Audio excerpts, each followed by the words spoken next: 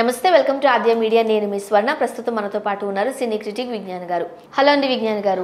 ఓ పక్క రాజకీయాలు, మరో పక్క చేతి నిండా సినిమాలతో పవన్ కళ్యాణ్ గారు బిజీగా ఉంటున్నారు. అయితే ఎప్పుడైతే ఈ రాజకీయాలు సినిమాలని బ్యాలెన్స్ చేస్తూ ఉన్నారో పడని వర్గం కూడా కొంతమంది ఉంటూ ఉంటారు. వాళ్ళు ఏదో ఒక రాయి వేస్తూనే ఉంటారు. సో వాళ్ళు కొంతమంది అంటున్న మాట ఏంటి అంటే, రాజకీయాల వల్ల డబ్బులు కావాలి కాబట్టి, సొంత డబ్బులు పెట్టుకోవాలి కాబట్టి సినిమాలు చేస్తున్నారు. ఈ సినిమాల ద్వారా వచ్చే డబ్బులని రాజకీయాల్లో పెడుతున్నారు. బట్ ఈ సినిమాలకి ఏదైతే ఉందో దాన్ని బ్యాలెన్స్ చేయలేకపోతున్నారు. కొన్ని రోజులు ఇక్కడ డేట్స్, కొన్ని రోజులు అక్కడ డేట్స్, ఈలోపు రాజకీయాలు, ఈ తిరిగే టైంలో ప్రొడ్యూసర్స్ ఇబ్బంది పడిపోతున్నారు. సరైన టైంకి షూటింగ్ ప్లేస్కి రాలేకపోతున్నారు. సో ఈ ఇంబ్యాలెన్స్ వల్ల ప్రొడ్యూసర్స్ ఇబ్బంది పడుతున్నారు అంటూ వార్తలు వస్తున్నాయి. నాకు తెలిసి పవన్ కళ్యాణ్ గారు బ్యాలెన్స్ చేయగలరని అనుకుంటున్నాను. బట్ దట్టు అవంతా త్రివిక్రమ్ గారి దగ్గరే ఉంటుంది కాబట్టి కాల్ షీట్ అంతా. సో నిజమేనా ఈ వార్తలు? ఆయన అంటే యాక్చువల్గా ఏంటంటే రాజకీయాల్లో ఉంటున్నాడు, జగన్కి యాంటీగా వెళ్తున్నాడు. సో వీళ్ళ ఇబ్బందులు రెండు రకాలుగా ఉన్నాయి. ఒకటి షూటింగ్ వైజ్గా, ఇంకోటి సినిమా రిలీజ్ అయిన తర్వాత దాని భవిష్యత్తు పైన కూడా. అప్పట్లో టికెట్ రేట్లు తగ్గించినప్పుడు చాలా ఇబ్బంది పడ్డారు భీమ్లా నాయక్ ఆ టైంలో. ఏది ఖైదరన్ తేజది ఏదో జవాన్ దాంట్లో ఆయన మాట్లాడిన మాటలకి సీరియస్ అయ్యి అన్నీ నొక్కేశారు. ఈయనకి ఎక్కువ షోలు ఇవ్వకుండా ఈయన మూవీస్ని ఏదో చేస్తూ ఇబ్బంది పెడతారు. ఇప్పుడు ఈ టైంలో 5 సినిమాలు ఉన్నాయి. అవి ఉస్తాద్ భగత్ సింగ్, వినోదయసితం, బ్రో మొన్న ఏదో రిలీజ్ అయింది ఇట్లా అనుకునేది. ఆ తర్వాత హరిహర వీరమల్లు, వీళ్ళు ఇదే మన త్రివిక్రమ్తో ఒకటి అన్నారు. ఇట్లా ఇన్ని ఉన్నాయి.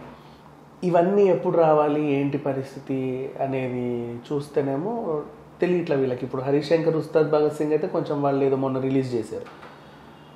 హరిహర వీరమల్లు ఒక ఫోటో తప్ప ఇప్పటిదాకా దాని దారిలో అడ్రస్ కూడా లేదు. క్రిష్ అయితే దాన్ని అస్సలు రివీల్ చేయట్లేదు. పాపం ఆయన పక్కన పెట్టారు. అండ్ ఆయనతో పాటు చేసిన పక్కన పెడితే మిగతా సినిమాలన్నీ కూడా వీళ్ళు ఏవో రిలీజ్ చేస్తారు.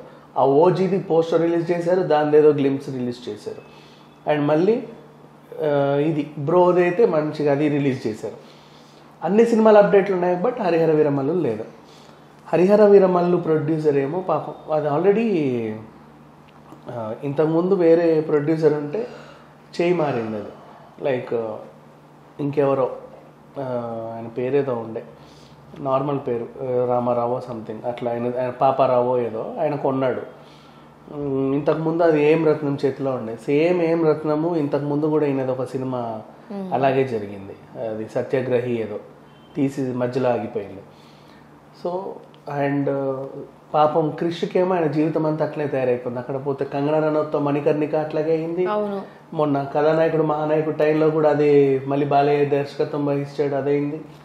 అండ్ ఇప్పుడు మళ్ళీ పవన్ కళ్యాణ్ అనుకుంటే ఇది కూడా ఇలాగే ఉంది. ఆయనేమో కథ విషయంలో కాంప్రమైజ్ అవ్వడు. ఈయన గురించి ఆల్రెడీ ఇంతకుముందు మనం మాట్లాడుకుందే, ఈయన షూటింగ్లకి సరిగ్గా రాడు అని చెప్పేసి. వచ్చినా కూడా ఒక రోజంతా మేక్ ఓవర్కే టైం అయిపోయింది. 20 రోజులు నువ్వు ఇచ్చావు కదా, ఈరోజు వచ్చా కరెక్టే షెడ్యూల్కి. ఏమైంది, మార్నింగ్ నిన్నంతా రోడ్లన్నీ తిరిగి వచ్చేసరికి ట్యాన్ ఏవో ఉంటాయి. వీళ్ళు మళ్ళీ ఆయనని ఒక దగ్గరగా తీర్చిదిద్దుకోవడానికి ఒక టైం పడుతుంది. ఆ టైంలో కాస్త షూటింగ్ టైం అంతా ఏమైతే అందరు వచ్చి కూర్చుంటారు రెడీ. ఈయనకు మాత్రం ఇదొక ఇబ్బంది. ఇట్లా అంటే షూట్ డేట్స్ వైజ్గా నిర్మాతలు ఇబ్బంది పడుతున్నారు. రిలీజ్ తర్వాత రిలీజ్ చేసుకోగలమా లేదా ఈయన జగన్ ఏదైనా అంటుంటే అదొక ఇబ్బంది. అండ్ మళ్ళీ ఈయన వరుస పెట్టి ఇప్పుడు ఎవరైనా వెళ్ళి నువ్వు మళ్ళీ మీతో సినిమా ఇద్దాం అనుకుంటుంటే ఓకే అండి, నేను 2030 కూడా డేట్లు ఇచ్చేసి చెక్కులు తీసేసుకుంటున్నాడు ఈయన. ఎవరు వచ్చినా కాదన్నట్లా ఈ విధంగా వెళ్తున్నాయి. ఇప్పుడు నువ్వు అన్నట్టుగా ఆయనే చెప్పుకొచ్చాడు, నేను సినిమాల వల్లే నేను డబ్బులు నాకు వేరే ఏమీ లేవు, నా రెమ్యునరేషన్తో నేను ఇంత ఇవే ఖర్చు పెట్టుకోవాలి, పార్టీ ఖర్చులు అవి ఇవి అని చెప్పుకొస్తున్నాడు. సింపుల్ చెప్పాలంటే అందరు 10 మంది ప్రొడ్యూసర్లు కలిసి జనసేనని పోషిస్తున్నారని చెప్పుకోవాలి. అండ్ వాళ్ళు అంటారు పాప వాళ్ళకి భోజనాలు బీర్ సీసాలు పంచే అవసరం లేదు, వాడి తాగుడు వాడే తాగుతాడు, వాడి చిల్లర వాడే పెట్టుకుని వాళ్ళ పెట్రోల్ వాళ్ళే కొట్టుకుంటారు, వాళ్ళే వస్తారు, వాళ్ళ తిండి వాళ్ళే తింటారు, ఈయన్ని అడిగే ఇది లేదు. కాకపోతే నిర్మాతల వైజ్గా షూటింగ్ వైజ్గా మాత్రం ఇప్పుడు ఒక్క డేట్ ఎవరిదన్నా కొంచెం అటు ఇటు అయినా సరే వాళ్ళు మళ్ళీ ఎక్కడికో కథంతా మొదటికి వస్తుంది. ఈయనేమో 5 సినిమాలు 3 నెలల గ్యాప్లో రిలీజ్ పెట్టుకున్నాడు. ఆ టైంకి రిలీజ్ చేయాలి, ఈలోపు షూటింగ్ చేయాలి, పెద్ద మనిషి రావాలి, ఈయన రావట్ల. అండ్ దాన్ని రిలీజ్ చేసుకున్న తర్వాత చాలా కష్టాలు ఎందుకు రావట్లేదు అంటారు? మొన్నంతా ఓజీ కోసం ముంబైలో రాత్రి పగళ్ళు కష్టపడలే. అమ్మ వాళ్ళు మాత్రం బాగానే తీసుకున్నారు, ఎందుకంటే సుజిత్ మరి ఏం తెలివితేటలు ఉపయోగించాడో తెలియదు కానీ సూపర్ అంటే సూపర్గా వచ్చిందే అదునుగా డే అండ్ నైట్ మొత్తం భావించేసుకొని పంపించేశారు. అమ్మయ్య దొరికాడు అని వెంటనే టక్కున అన్నీ నీట్గా ప్లాన్ చేసేసుకొని. అండ్ ఇంకోటి కొన్ని ఇట్లాంటి హీరోలకి ఎలివేషన్స్ ఇంపార్టెంట్. ఇప్పుడు మొన్న చూసిన గేమ్స్లో కూడా అట్లా కారు నుంచి దూకడం, మళ్ళీ ఆయన అట్లా రావడం, అది కొన్నిసార్లు తీయాల్సి వస్తుంది. ఈయన 100 సార్లు చేయడు, అది చేసిందే మనకు మహాభాగ్యం తీసుకోవాలి. ఫోన్లే పర్లేదు అది బాగా చేసిన ఈయనకు మళ్ళీ చేయమని చెప్పే దమ్ము ఎవరికి లేదు. అప్పుడు వీళ్ళు ఏం చేసుకుంటారంటే ఈయనను మళ్ళీ చేయమని చెప్పలేక ఈ షాట్ని కెమెరా మళ్ళీ అటు పెట్టేసి సార్ సేమ్ ఇంకోసారి చేయండి ఈ యాంగిల్లో తీసుకుందాం, సేమ్ ఇంకోసారి చేయండి ఈ యాంగిల్లో తీసుకుందాం, అట్లా వాళ్ళు ఏ యాంగిల్లో బాగా వస్తే అలా కష్టపడుతున్నారు.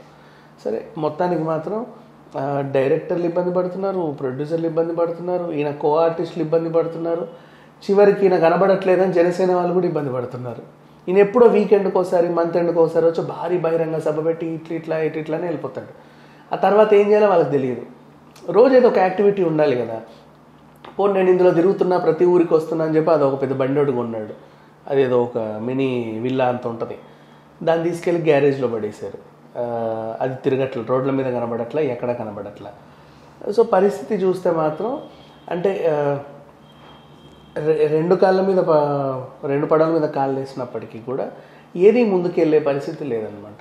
సో ఈయన నమ్ముకున్న జన సైనికులు అంటే పెద్ద ఇబ్బంది లేదు, వాళ్ళకి ఎవరు గెలిచినా సరే మళ్ళీ ఈయన వస్తున్నప్పుడల్లా జయ నువ్వే సీఎం అంటారు. వాళ్ళు రెగ్యులర్ ప్రాసెసే, మళ్ళీ వాళ్ళకి ఎవరికి నచ్చితే వాళ్ళకే ఓట్లు వేసుకుంటారు. అది మనం చూస్తూనే ఉన్నాం. కానీ సినిమా విషయానికి వస్తే మాత్రమే ఈ అభిమానులు కొంచెం కానీ ప్రొడ్యూసర్స్ విషయంలో కూడా ఏదైతే టైం ఇస్తున్నారో, డేట్ ఇస్తున్నారో దానికి ఖచ్చితంగా పవన్ కళ్యాణ్ గారు హాజరవుతున్నారు.